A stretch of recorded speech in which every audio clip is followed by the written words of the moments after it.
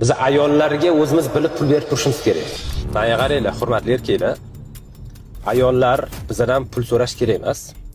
Biz ayollarga o'zimiz bilib pul berib turishimiz kerak. Nima uchun degan savol tug'iladi. Birinchi navbatda erkak kishimiz. Ikkinchi navbatda tasavvur qilinglar, uyda ayolinglar nima ishlar qiladi? Uylarni yig'ishtiradi 1, kirlarni yuvadi 2, idish-tovoqlarni yuvadi 3, ovqat qiladi 4, farzandlikka qaraydi 5, sizlarni vazifalarni qiladi 6, 7, 8. Endi har bitta vazifa uchun ko'chadan odam sotib olsak necha pulga sotib olamiz? Alohida 300 ming, 400 mingga alohida ishchilar sotib olamiz, to'g'rimi? Endi nima demoqchiman? Nega biz uyda elektrik ishlari bo'lsa elektrik chaqiramiz, kulchachili buzilib qolsa yoki santexnik ishlar bo'lsa, kranlar yoki nimadir turbalar buzilsa, nega usta chaqirib, ustani pulini berishimiz kerak? Nega o'zimiz qilmaymiz? Bu logichna-ku, to'g'ri, mantiqan o'ylasak to'g'rimi? To'g'ri, albatta to'g'ri.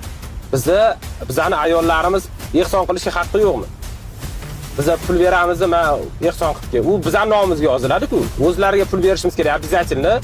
To'g'ri, hozir pul bera olmaslik sharoitimiz bo'lmasligi mumkin, lekin biz niyat qilib qo'yishimiz kerak, обязательно ayolimizga oyiga o'zimiz imkoniyatimizni kelib chiqib pullar berishimiz shart.